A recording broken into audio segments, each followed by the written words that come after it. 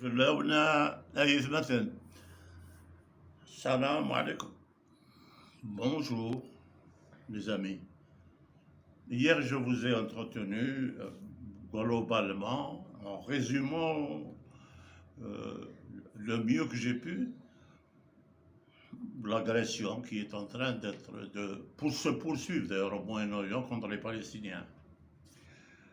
Mais tout ça a une base de départ, une origine plus ou moins vraie.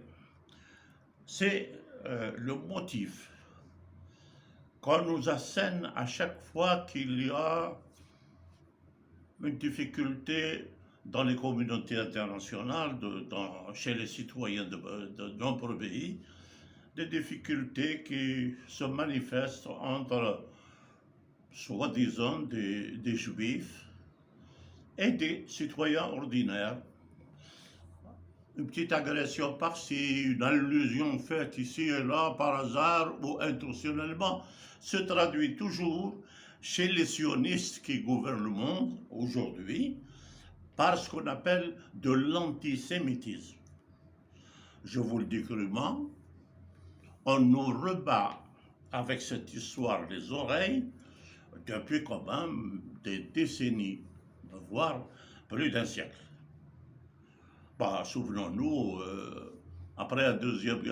pendant le XXe siècle, on nous disait que la civilisation française, par exemple, et on le répétait à satiété, qu'elle était d'origine gréco-latine.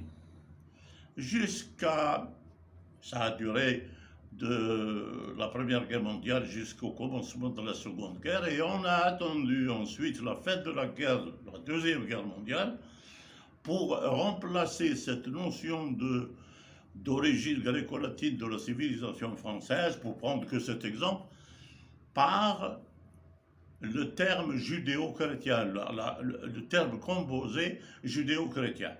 Ça, il y a des Français comme Pierre Hillard, par exemple, qui ont automatiquement signalé la chose pour la critiquer, évidemment. On ne parlait plus de civilisation gréco-latine, qui quand même a créé ce qu'on appelle l'Europe occidentale d'aujourd'hui, mais on a préféré focaliser sur ce qui était la chose la moins partagée en Europe à l'époque, celle du judéo-christianisme. Or, justement, le conflit qui a abouti à la laïcité prend sa source justement dans cette dualité judéo-chrétienne depuis la mort de Jésus-Christ. Parce que jusqu'à preuve du contraire, Jésus-Christ, quand même, le Fils de Dieu du christianisme, a été assassiné par les Juifs de Jérusalem. Mais revenons. Qu'est-ce que ça veut dire quand le mot antisémite est utilisé contre les Khazars qui se prennent pour des Juifs aujourd'hui, depuis au moins la Première Guerre mondiale? D'abord, ces Juifs-là, les Ashkénazes, on les appelle aussi, ces Juifs-là ne sont pas des Juifs.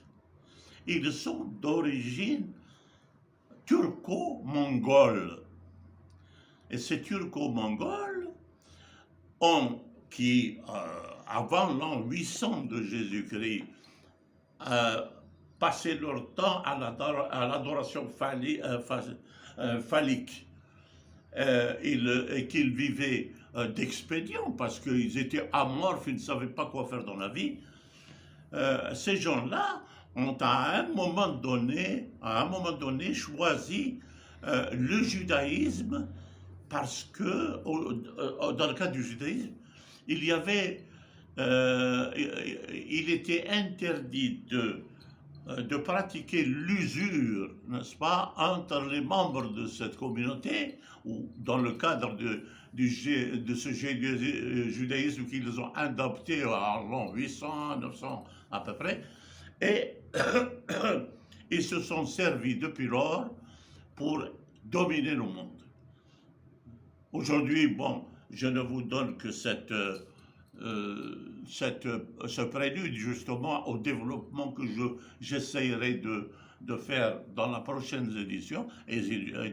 Mais soyez assurés d'une chose, que l'antisémitisme n'existe pas dans la réalité de ce monde, parce que les gens qui se disent sémites ne le sont pas, ne sont pas les enfants chéris de Yahvé.